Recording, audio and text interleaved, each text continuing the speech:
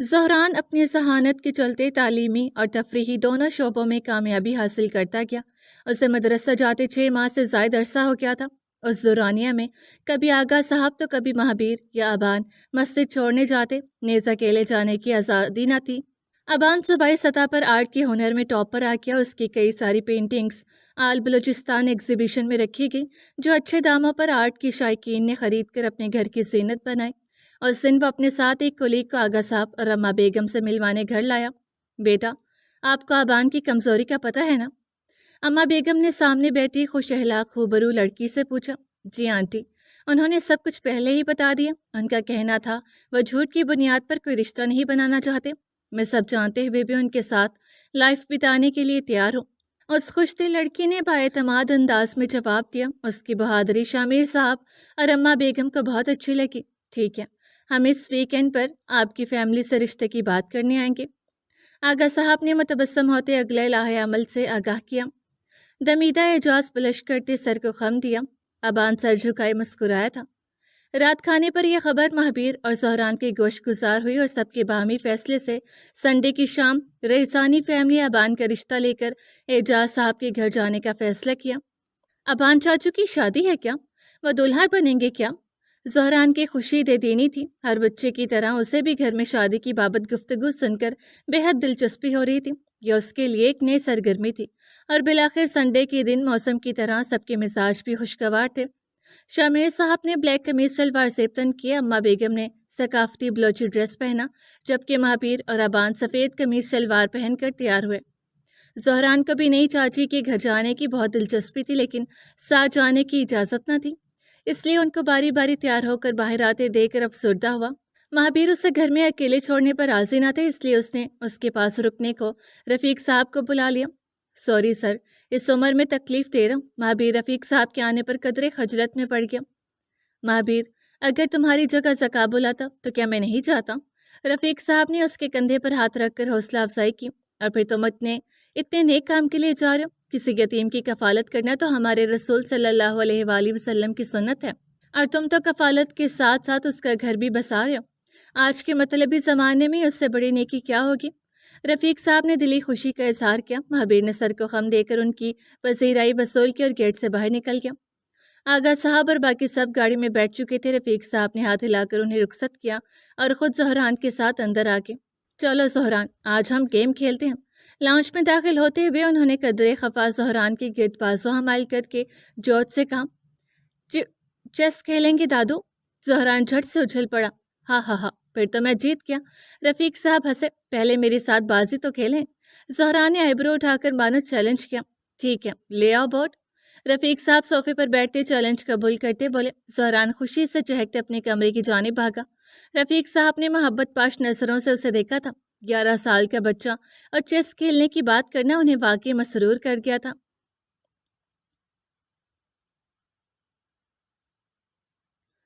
شہر کے بیچوں بیچ ایک نفیس علاقے میں کھڑے بڑے بنگلے کے سامنے ان کی کار رکی۔ ونڈ سکرین سے نظر آتے اس بنگلے کو مہابیر نے نظریں اٹھا کر دیکھا تھا۔ گیٹ پر دمیدہ کے والد اور بھائی موجود تھے۔ شامیر صاحب، ویلکم ویلکم۔ اعجاز عبید صاحب نے گرم جوشی سے استقبال کیا۔ دمیدہ کے بڑے بھائی مختار اعجاز نجی نیوز چینل کے رپورٹر تھے۔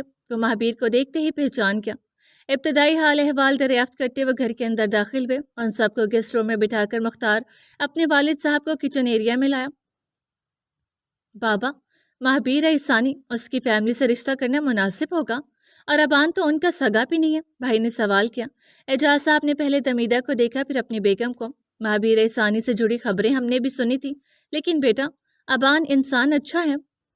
اعجاز صاحب بیٹے کو تسلی دینے لگے۔ باقی سب بیٹھ کر طے کرتے۔ انہوں نے بیگم کو چائے ناشتہ لانے کا اشارہ کیا اور واپس گیسٹ روم کی جانب بڑھ گئے۔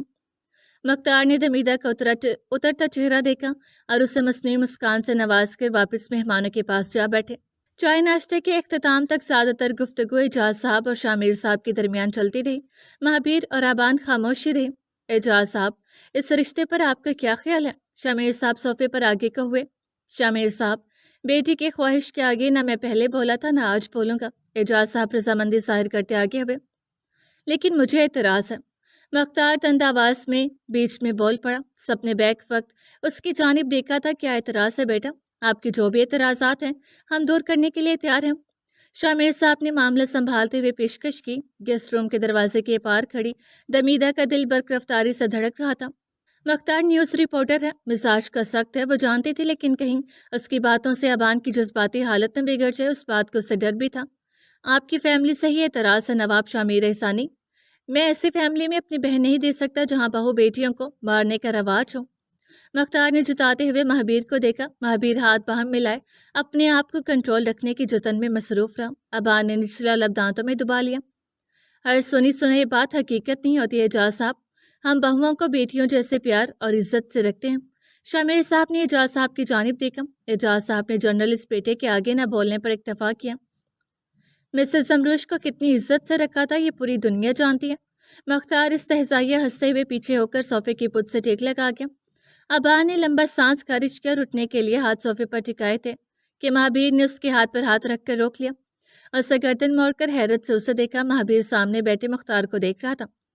ابان کا ان سب سے کوئی تعلق نہیں ہے۔ آپ کی بہن پر میرے مسئلوں کا کوئی اثر نہیں پڑے گا، اس بات کی میں گارنٹی لیتا ہوں۔ اس نے التجائی انداز میں کہا۔ مختار آئیبرو اٹھا کر اس کی ریکویسٹ پر محظوظ ہوا۔ مجھے ایک اب نارمل انسان کے وعدے پر کوئی بھروسہ نہیں ہے۔ مختار نے دوسرا تانا کسا۔ اس بات پر ابان کا صبر ٹوٹنے لگا۔ اس کی گردن کی رگیں تنگی وہیں دروازے کے پار دمیدہ اضطراب میں دائیں سے بائیں چکر لگانے لگی۔ رشتہ ٹھکرانا اس کا حل نہیں ہے، کوئی دوسرا حل نکالتے ہیں پلیز۔ مہابیر نے اپنے ساتھ پر کیسے طنز کو نظر انداز کر کے دوبارہ ریکویسٹ کی۔ ابان نے پرنم آنکھوں سے اسے دیکھا تھا۔ ابان کی خوشیوں کی خاطر وہ اپنی عزت نفس مجروح ہونے پر بھی خاموش تھا۔ ٹھیک ہے، اگر ابان کو میری بہن سے شادی کرنی ہے تو… مختار نے رک کر پہلے مہابیر کو دیکھا پھر ابان کو۔ آپ سب سے تعلق توڑنا پڑے گا۔ اس نے جملہ مکمل کر کے دوبارہ ان دونوں کو دیکھا۔ سامنے بیٹھے اشخاص میں سے کوئی سانس نہیں لے پایا۔ فضا میں سکوت چھا گیا تھا۔ یہ ممکن نہیں ہے، ابان پہلی دفعہ بول پڑا۔ یہی ایک حل ہے، تمہیں دمیدہ سے رشتہ جوڑنا ہے تو مہابیر اور اس سے جڑے لوگوں سے رشتہ توڑنا پڑے گا۔ مختار نے آخری فیصلہ سناتے ہاتھ اٹھا دیا۔ اگر ایسا ہے تو…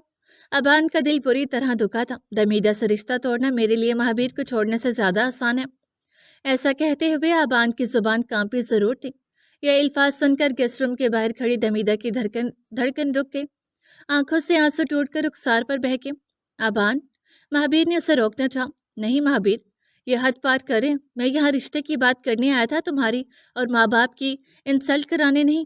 ابان اپنی جگہ سے کھڑا ہو گیا۔ اس کا پارا چڑھ چکا تھا اور چاہ کر بھی غصہ قابو نہیں پایا۔ مہابیر اور آغا صاحب کے ساتھ اماں بیگم بھی اسے قابو کرنے کھڑے ہو گئے۔ اعجاز صاحب تن نگاہ سے مختار کو دیکھا تھا، وہ انہیں نظر انداز کرنے لگا۔ میں جانتا ہوں، تم جانتے ہو ہم نے کیسے کیسے شب و روز کاٹے ہیں ایک دوسرے کے ساتھ، اور آپ تینوں میرے لیے میری فیملی ہو۔ میں کسی کے بھی خاطر آپ سب سے ناتا توڑ دوں، یہ مجھ سے نہیں ہوگا۔ I am sorry. وہ درد اور کرب سے سرخ چہرہ لیے باہر جانے کے لیے بڑھ گیا۔ مہابیر نے اسے روکنے کے لیے قدم بڑھایا۔ ابا نے دروازہ کھولا کہ ٹھٹک گیا۔ دمیدہ اس کے روبرو کھڑی اشک بار آنکھوں سے اسے دیکھ رہی تھی۔ اسے دیکھ کر ابان کے قدم جامد ہو گئے۔ غصہ ایک دم غائب ہو گیا۔ سانس بحال ہونے لگی اور چہرے کی سرخی ہلکی پڑ گئی۔ اس کے احساسات کے طوفان کو مانو کنارہ مل گیا ہو، وہ ایک دم خاموش ہو گیا۔ اس نے نظریں جھکا کر رخ دوسری سمت کر دیا۔ دمیدہ کی نظریں اس پر سے ہوتے اپنے باپ اور بھائی پر جا ٹکی۔ اس کی نظروں میں دکھ اور شکوہ تھا۔ مہابیر افسردگی سے ان دونوں کو دیکھا اور پھر گھوم کر اعجاز صاحب کے سامنے آیا۔ صرف دمیدہ کو دیکھنے سے ہی ابان قابو ہو گیا۔ تو سوچیں وہ اس کی زندگی میں کیا مقام رکھتی ہے؟ کیا ابان کبھی بھی اس پر تکلیف آنے دے گا؟ سوال کر کے وہ ایک پل کو رکا۔ میری زندگی میں سمروش کا ایسا مقام تھا، تکلیف تو میں بھی اس پر نہیں آنے دیتا، لیکن میری قسمت مات دیکھی اور اس کی سزا مجھے آج تک مل رہی ہے۔ وہ اپنے آپ پر ہنسا۔ جان سے پیارا انسان کسی بھی طریقے سے الگ ہو، زندہ یا مردہ، تکلیف ایک جیسی ہوتی ہے، اور جو تکلیف مجھ پر گزرتی ہے میں نہیں چاہتا ابان بھی اس میں مبتلا ہو جائے۔ پلیز سر، اعجاز صاحب سے درخواست کر کے مہابیر مختار کی جانب مڑا۔ آپ نہیں چاہتے ابان اور دمیدہ کا مجھ سے کوئی تعلق رہے، ٹھیک ہے، میں ان دونوں کے لیے الگ پوشن بنوا دوں گا، وہ الگ رہیں گے، ان کی خوشیوں پر میرا سایہ بھی نہیں پڑے گا، بس ان کا جب ہم سے ملنے کا دل ہو ملنے آیا کریں گے۔ اس نے ایک اور حل نکالا۔ اب کی بار اعجاز صاحب بیٹے کے سامنے آئے۔ انہوں نے مسکرا کر مہابیر کا شانہ تھپتھپایا۔ ہمیں منظور ہے۔ انہوں نے اپنی رضامندی ظاہر کی۔ مبارک ہو۔ شامر صاحب ماحول کا تناؤ کم کرنے اعجاز صاحب کے بغل کے رو گئے۔ سوری یار، نیوز رپورٹر ہونا، شک اور سوالات ہمیشہ ساتھ رہتے ہیں۔ مختار نے معذرت خواہ ہوتے اپنی باہیں پھیلائی۔ مہابیر سر جھٹک کر اس کے حصار سے جا لگا۔ اما بیگم نے جا کر دمیدہ کو خود سے لگا لیا تھا۔ تناؤ کی جگہ خوشی نے لے لی۔ اثر نو چائے اور سنیکس لائے گئے، گفتگو کا نیا آغاز ہوا اور شادی کے بابت تبادلہ خیال کیا گیا۔ ہماری دنیا کے مسائل اتنے نہیں ہیں جتنے طنز سوال، دل دکھانے والے تبصرے ہیں۔ اگر صرف زبان روک لی جائے تو دلوں کی تکالیف کم ہو جائیں گی۔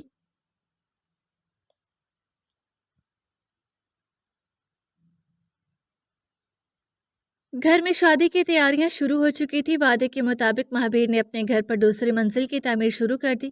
ابان اور دمیدہ کے لیے 2 کمرے، ایک ٹی وی لاؤنج، ایک کچن اور باتھ رومز پر مشتمل پوشن کا کام زور و شور سے ہونے لگا۔ سب کام سے خوش تھے سوائے زہران کے۔ اس کی پرورش کا ایک نیا سلسلہ چل پڑا تھا۔ اس کا باہر جانا تو ویسے بھی بند تھا، اب مزدوروں کے آنے جانے کے چلتے وہ تہہ خانے کا ہو کر رہ گیا تھا۔ وہ صبح فجر کے بعد اپنی کتابیں، پانی کی بوتل، سنیکس اور دیگر ضرورت کی اشیاء لے کر نیچے تہہ خانے میں آ جاتا اور مغرب کے وقت مزدوروں کے جانے کے بعد اوپر آتا۔ 3 ماہ کے اس روٹین سے اب اسے عادت سے ہو گئی تھی۔ تہہ خانہ پورے گھر کے احاطے جتنا بڑا تھا، جہاں صرف 2 کمرے بنائے گئے تھے جس میں سے ایک کو بطور اسٹور روم استعمال کیا جاتا۔ وہ اسٹور روم صرف ضرورت کے وقت کھولا جاتا اور باقی اوقات تالا لگا رہتا، جس کی چابی اما بیگم کے پاس ہوا کرتی۔ زہران کو پتہ نہیں تھا وہاں کیا رکھا ہے اور اما بیگم نے کبھی کھول کر دکھایا بھی نہیں۔ اس دن وہ تہہ خانے میں اپنے ٹیبل اور چیئر پر بیٹھا پڑ رہا تھا جب اما بیگم ہڑبڑی میں وہاں آئی۔ ان کے پیچھے ابان بھی تھا۔ انہوں نے اسٹور روم کا لاک کھولا تو ابان اندر سے ایک لمبا مگر پرانا اسٹول باہر لے آیا۔ زہران نے سر اونچا کر کے اندر جھانکنے کی کوشش کی تھی۔ کافی سالوں بعد اسے اس اسٹور روم میں بند سامان کا جائزہ لینے کی خواہش ہوئی۔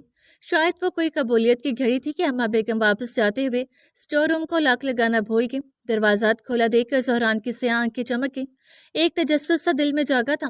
اول تو 10 منٹ اس نے اما بیگم کے واپس آنے کا انتظار کیا، مگر جب اسے یقین ہو گیا کہ اما بیگم لاک لگانا بھول کر اپنے کام میں مصروف ہو چکی ہیں تو اس نے سیٹ سے اٹھنے کے لیے قدم اٹھائے۔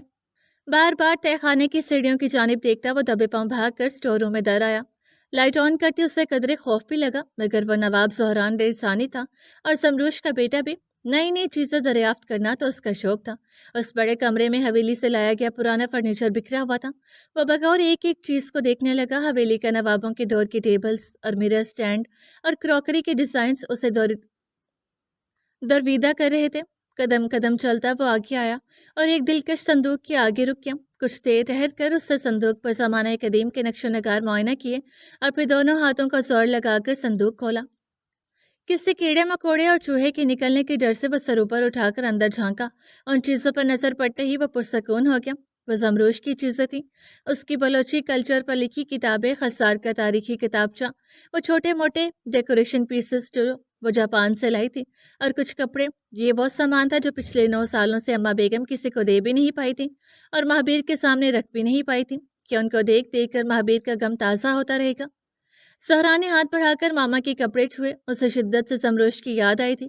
صندوق واپس بند کر کے اس نے کسی دوسرے دریافت کے لیے نظر دوڑائی تو ایک اور اٹیچی کے پاس کچھ چمکتا ہوا محسوس ہوا۔ وہ اس چمکتی چیز کے پاس بھاگا۔ قریب پہنچ کر اس کی آنکھیں مزید بڑی ہوگی۔ منہ خوشی اور حیرت کے ملے جلے تاثرات سے کھل گیا۔ وہ چمکتی چیز مہابیر کی تلوار تھی، وہ تلوار جو کبھی اس کی شخصیت کا حصہ تھی، وہ تلوار جو اس کے وجود کی شان تھی، جس کے بغیر مہابیر کے لیے ایک پل گزارنا بھی دشوار تھا۔ آج وہ یوں بے قدرے انداز میں اسٹور روم میں پھینکی گئی تھی، اور مہابیر پھینکنا بھی کیوں نہیں، آخر اس کی ایک پیار سے دوسرے پیار کی جان لے گئی تھی۔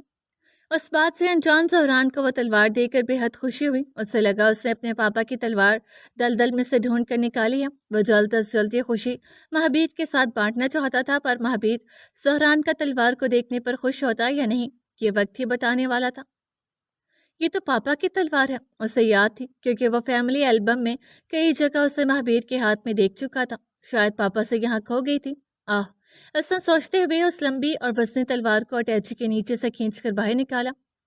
پاپا کو بتاؤں گا میں نے ڈھونڈ کر دی ہے تو بہت خوش ہوں گے۔ وہ کھینچ کھینچ کر تلوار اسٹور روم سے باہر لے آیا۔ تہہ خانے کی سیڑھیاں اسٹور روم کے ساتھ ہی تھیں، اس لیے اسے زیادہ محنت نہیں لگی، لیکن وہ پہلی سیڑھی پر قدم رکھتے رک گیا۔ اسے یاد آیا کہ دن کے وقت اس کا اوپر جانا منع ہے، اور ساتھ یہ فکر بھی لاحق ہوگی کہ اما بیگم کو معلوم نہ پڑ جائے کہ وہ اسٹور روم لاک کرنا بھول گئی تھی، جس کا فائدہ اٹھا کر زہران اندر کیا تھا۔ پھر پاپا خوش ہونے کے بجائے خفا ہو جائیں گے۔ نہیں، دادی میرا سارا سرپرائز خراب کر دیں گے۔ اس نے دوسرا فیصلہ کرتے قدم پیچھے لیا اور تلوار اپنی جگہ تک لا کر اسے اپنی ٹیبل کے نیچے چھپا دیا۔ اسے کچھ دن یہی رہنے دیتے ہیں، صحیح موقع پر پاپا کو دکھاؤں گا۔ اس نے اگلا فیصلہ کیا اور جھک کر ٹیبل کے نیچے پڑی تلوار کو مسکان سے نوازا۔ سیدھا ہو کر اس نے دوبارہ کتاب اٹھائی کہ اتنی دیر میں اماں بیگم پھر سے نیچے آئیں۔ زہران کے لو، تمہارے لیے سیب کاٹ کے لائی ہوں۔ اماں بیگم نے پلیٹ میں رکھے سیب کے پیس اس کے آگے کیے۔ تھینک یو دادی۔ اس نے مشکور ہوتے پلیٹ پکڑ لی۔ اماں بیگم لاڈ سے اس کے سر پر ہاتھ پھیر کے جانے کے لیے مڑی کہ اسٹور روم کے لاک پر نظر پڑی۔ انہوں نے تیزی سے گردن گھما کر زہران کو دیکھا تھا، مگر وہ انجان پنتے سیب کھانے میں مگن رہا۔ اماں بیگم نے اس کا دھیان نہ جانے پر شکر ادا کیا اور جا کر اسٹور روم کے دروازے پر لاک لگا دیا۔ زہران نے لب بھینچ کر اپنی مسکان دبا لی تھی۔ اماں بیگم نے اس بات سے انجان کہ جس چیز سے وہ زہران کو دور رکھنے کی کوشش کر رہی ہیں وہ تلوار پہلے سے اس کے ہاتھ لگ چکی ہے، سکون کا سانس لیا اور سیڑھیاں چڑھ کر اوپر چلی گئی۔ زہران نے کنکھیوں سے ٹیبل کے درز کو دیکھا تھا۔ دوسرا پورشن مکمل ہوتے ہی شادی کی تاریخ رکھی گئی۔ ابان کی خوشی کی انتہا نہ تھی۔ مہابیر اسے خوش دیکھ کر بہت خوش تھا۔ دونوں فیملیز کی باہمی رضامندی سے شادی کی تقاریب سادہ ہی رکھنے کا فیصلہ کیا گیا۔ اس دن وہ سب شاپنگ کے لیے گئے۔ حسب معمول زہران گھر پر ہی رہا۔ انتظار کرتے کرتے شام ہو گئی۔ جب گھر والے شاپنگ کر کے لوٹے وہ ایک ایک بیگز کھول کر دیکھنے لگا۔ پاپا، میرے لیے ڈریس نہیں لیا؟ کیا میں شادی پر بھی نہیں آ سکتا؟ اس کی آواز میں شکایت در آئی۔ میری شادی میں تم نہیں ہوگے تو مزہ نہیں آئے گا، تم شادی میں ضرور جاؤ گے۔ ابا نے اسے دل گرفتگی سے بچایا۔ اس کی بات سن کر زہران کا چہرہ کھل گیا۔ مہابیر مسکرا بھی نہیں سکا تھا، لیکن یہ ڈریس پہن کر ابا نے اپنے شاپنگ بیگ سے لڑکی کا فراک نکالا۔ ہاں ہاں ہاں، یہ تو گرلز کا ہے۔ زہران ہنسی سے لوٹ پوٹ ہو گیا۔ اسے لگا ابان اس کے ساتھ مذاق کر ہے۔ میری شادی میں شامل ہونے کا یہی ایک حل ہے زہران، تمہیں لڑکی بن کر جانا ہوگا۔ ابا نے بے بسی سے شانے اچکے۔ میں لڑکی کیسے بن سکتا ہوں؟ زہران حیران ہوا۔ اس سے باری باری دادا دادی اور پاپا کو دیکھا تھا۔ ابان صحیح کہہ رہے بیٹا، یہ ڈریس ہم تمہارے لیے ہی لائے ہیں، دادی نے تائید کی۔ زہران کا منہ بن گیا۔ اس نے گلابی رنگ کی وہ فینسی فراک اوپر سے نیچے تک پھر سے دیکھا تھا۔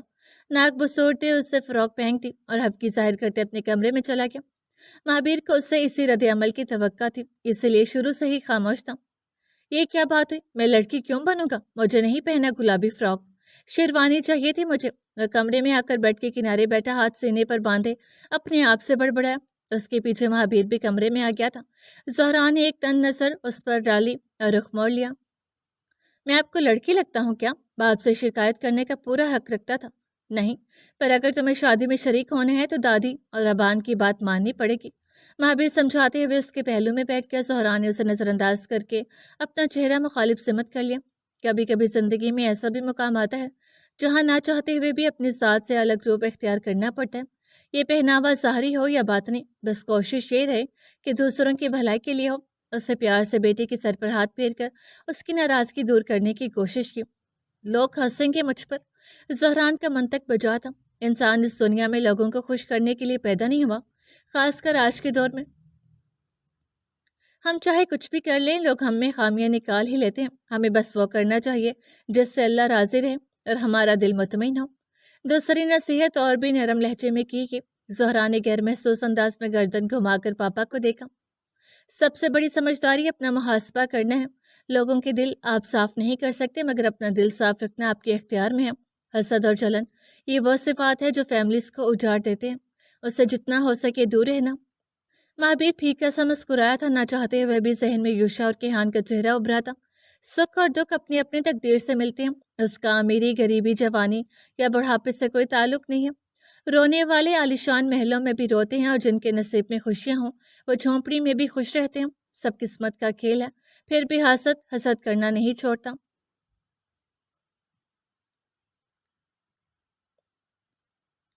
خضدار کی ویرانی برقرار تھی۔ حویلی کے دونوں حصے اپنے اپنے معمول پر قائم تھے۔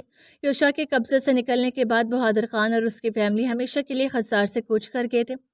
اختر صاحب کی قضائے الہی سے وفات کے بعد ارباز کے لیے بھی خضدار میں رہنے کی وجہ نہیں بچی تھی، اس لیے وہ ماں اور بیوی بچوں کو لے کر کوئٹہ شفٹ ہو گیا اور آغا صاحب کی مدد سے وہیں سرکاری ہسپتال میں بطور نرس نوکری پر فائز ہو گیا۔ ایک ایک کر کے بلوچستان کے دوسرے سب سے بڑے شہر خضدار کی آبادی میں کمی واقع ہونے لگی۔ اس لیے یوشا نے حکومت کا ڈیرا کوئٹہ کے پارلیمنٹ میں جماعتی خستار اور مستونگ کی مکمل ذمہ داری اب کے ہاتھ سنبھال رہا تھا۔ 21 مارچ نئے بہار کی آمد کا دن اور ابان کی بارات کی رات ثابت ہوئی۔ وہ سفید قمیض شلوار پر کالا ویسٹ کوٹ پہنے، بال اور شیو نفاست سے بنے بلیک بوٹ میں روایتی انداز میں بلوچی پگڑی باندھ کر دولہا بنا۔ آغا صاحب اور مہابیر بھی سفید قمیض شلوار میں ملبوس تھے۔ اماں بیگم کا ساتھ دینے منظر اور عدیفہ بھی آ گئی تھی۔ ان کے علاوہ رفیق صاحب اور ابان کے دوستوں پر مشتمل مختصر سے بارات روانہ ہونے کے لیے تیار ہوئی۔ چلیں ابان، مہابیر اسے بلانے اوپری منزل کے عالیشان بیڈ روم میں آیا، جسے پھولوں اور لائٹ سے سجایا گیا تھا۔ ابان نے آئینے کے سامنے کھڑے ایک ہاتھ سے اپنا موبائل کان سے لگائے، دوسرے ہاتھ سے مہابیر کو 1 منٹ کا اشارہ کیا۔ آپ ہوتی تو میری خوشی ٹرپل ہو جاتی، مہابیر ابان کو کال پر کہتے سنا۔ جی، میں ساری ویڈیوز اور فوٹوز بھیجوں گا۔ اس کی مسکان مزید بڑی ہوئی۔ مہابیر اسے چھمبی سے دیکھ رہا تھا۔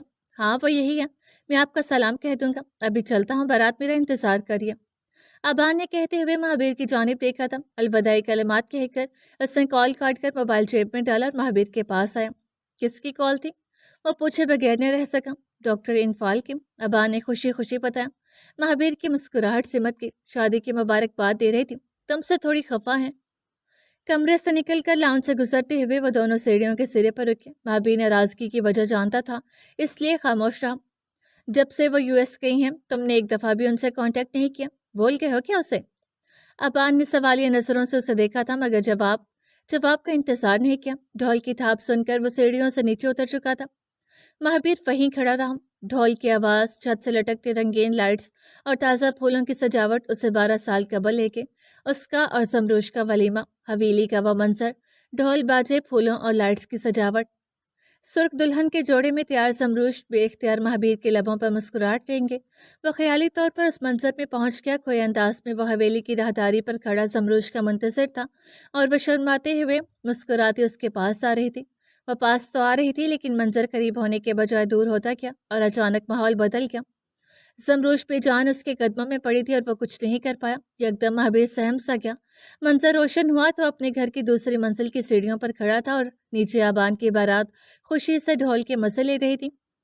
جب سے وہ US گئی ہیں، تم نے ایک دفعہ بھی ان سے کانٹیکٹ نہیں کیا، بھول گئے ہو کیا اسے؟ ابان کا شکوہ کانوں میں گونجا۔ آنکھوں کے سامنے انفال کا چہرہ ابھرا، اور دل میں زمروش کی یاد۔ سر میں درد کی لہر دوڑ گئی۔ مہابیر کے قدم ڈگمگا کے آنکھوں کی دید خیرہ پڑ گئی، اور اگلے ہی پل اسے ہوش نہ رہا۔ وہ بے ہوش ہو کر سیڑھیوں سے گر چکا تھا۔ جب اسے ہوش آیا تو وہ اپنے کمرے میں بیڈ پر پڑا تھا۔ ہاتھ پر پٹی بندھی تھی، اور تھوڑی پر بھی چوٹ لگی تھی۔ مہابیر، تم ٹھیک تو ہو؟ اماں بیگم اس کے پاس متفکر بیٹھی اسے ہوش میں آتے دیکھ کر بولے، میں ٹھیک ہوں، اب سب گئے نہیں؟ وہ اٹھ کر بیٹھتے ہوئے بمشکل بولا۔ دائیں پاؤں کی ایڑی ہلکی سوج گئی تھی، جس میں اٹھتے درد سے اس کے چہرے کے تاثرات بدلے۔ تم بے ہوش ہو کر گر گئے تھے، ہم کیسے جاتے؟ آغا صاحب نے جواب دیا۔ ارے اتنی نہیں لگی، آپ لوگ جائیے، وہاں سب انتظار کر رہے ہوں گے۔ مہابیر درد برداشت کرتے لاپرواہی سے استفسار کیا۔ نہیں، تمہیں اس سال میں چھوڑ کر کیسے جا سکتے ہیں؟ میں بتا دوں گا، ہم لیٹ آئیں گے۔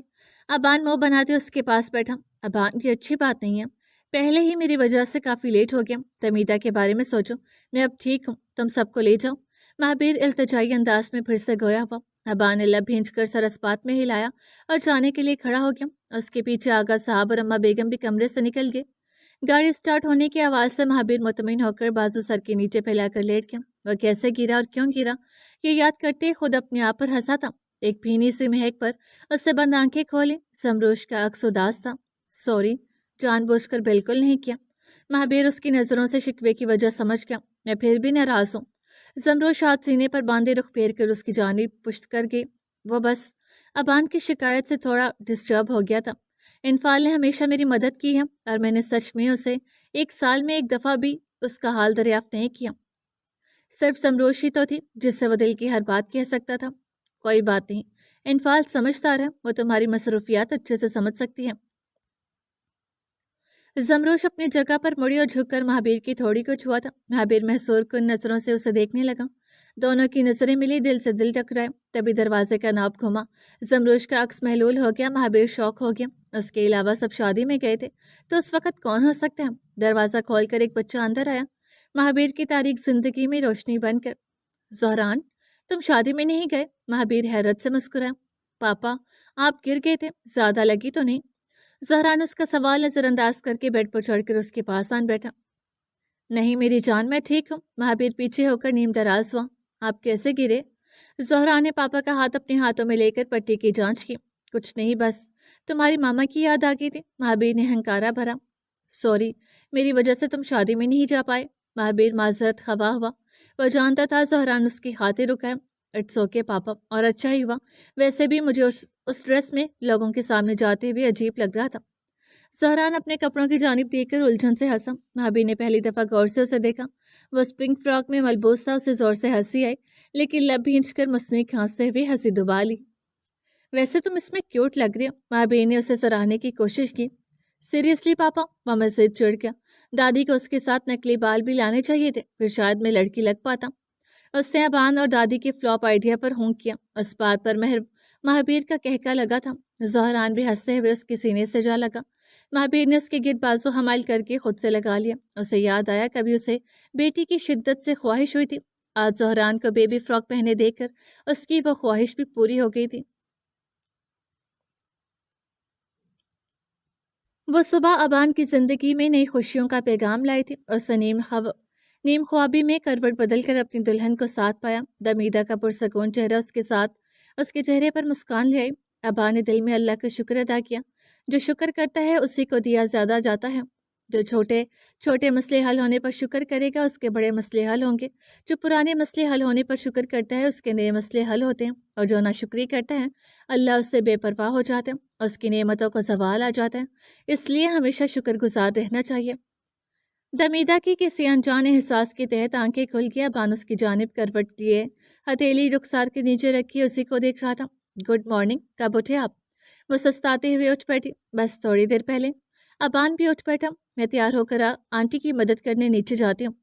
دمیدہ نے کھلے بالوں کو مروڑ کر جوڑا بنایا اور بیڈ سے نکلنے لگی تھی کہ ابان نے ہاتھ پکڑ کر روک لیا۔ دمیدہ، پہلے مجھے تمہیں کچھ بتانا ہے۔ اس نے دمیدہ کو واپس بٹھا دیا۔ دمیدہ نے حیرانگی سے اسے دیکھا۔ ہماری فیملی کا ایک راز ہے جو میرے مہابیر، آغا صاحب اور اماں بیگم کے علاوہ کسی کو نہیں پتا۔ اب تم بھی اس فیملی کا حصہ بن گئی ہو تو تمہیں بتانا ضروری ہے۔ ابان یکدم بہت سیریس ہو گیا۔ کون سا راز؟ دمیدہ خوفزدہ ہوئی۔ 1 سال پہلے ہم نے ایک فیک نیوز پھیلائی تھی، مختار بھائی نے بھی ریکارڈ کی ہوگی۔ وہ زہران کے متعلق بتانے لگا۔ دمیدہ بھی متجسس بیٹھی تھی۔ دراصل مہابیر کا بیٹا زہران زندہ ہے۔ اس کے مرنے کی وہ نیوز فیک تھی۔ ہم نے اسے 1 سال سے سب کی نظروں سے چھپا کر رکھا ہے۔ منزہ بھابھی اور عدیفہ کو بھی نہیں پتا۔ وہ تو آج واپس چلی جائے گی، پر تم ہمیشہ یہی رہنے والی ہو، اس لیے تمہیں پتا ہونا ضروری ہے۔ ابان نے بات مکمل کر کے اس کے ہاتھ کو اپنے ہاتھ میں لیا۔ دمیدہ نے معاملہ سمجھنے کے انداز میں سر ہلایا۔ اب تم بھی ہماری فیملی ممبر ہو اور اس راز کی شریک ہو تو میں چاہتا ہوں یہ بات پانچوں کے علاوہ کبھی کسی کو پتہ نہ چلے۔ اس نے وعدہ چاہا۔ ابان، میں جانتی ہوں آپ مہابیر بھائی کو کتنا پیار کرتے ہیں اور آپ بھی ان کے اتنے ہی عزیز ہو۔ اب دونوں کا ہر راز میرے پاس محفوظ ہے۔ میں وعدہ کرتی ہوں زہران کی خبر کبھی اس گھر سے باہر نہیں جائے گی۔ دمیدہ نے یقین دہانی کراتے اس کے ہاتھ کا پشت تپایا۔ ابان بے حد خوش ہوا۔ اسے اپنی شریک حیات سے اسے وعدے کی توقع تھی۔ اس نے چہکتے ہوئے دمیدہ کو خود سے لگا لیا۔ اچھا اب جانے دے، تیار بھی ہونا ہے۔ دمیدہ کسمساتے ہوئے اس کے حصار سے نکلی اور واش روم کے اندر بند ہوگی۔ ابان کی وہی مسکراہٹ برقرار تھی۔ دوسری سمت مہابیر کا پیر رات سے بہتر تھا۔ سوجن کم تھی لیکن درد باقی تھا، اس لیے قدرے لنگڑا کر چلتے کمرے سے باہر آیا۔ منزہ اور عدیفہ اماں بیگم اور آغا صاحب سے رخصت لے کر حصار کے لیے روانہ ہوئے۔ ان کو ودا کر کے وہ دونوں پیچھے مڑے تو مہابیر پر نظر پڑی۔ چوٹ کیسی ہے آپ؟ زیادہ درد ہے تو ڈاکٹر کے پاس چلتے ہیں۔ آغا صاحب اس کی چال سے چوٹ کی نوعیت کا اندازہ لگانے لگے۔ نہیں اب ٹھیک ہوں، ڈاکٹر کے پاس جانے کی ضرورت نہیں۔ مہابیر ناشتے کے لیے ٹیبل پر بیٹھا۔ آغا صاحب سر کو جنبش دیتے صوفے پر جا بیٹھے۔ زندگی کی ٹرین سیدھی پٹری پر چلتی محسوس ہوئی تھی۔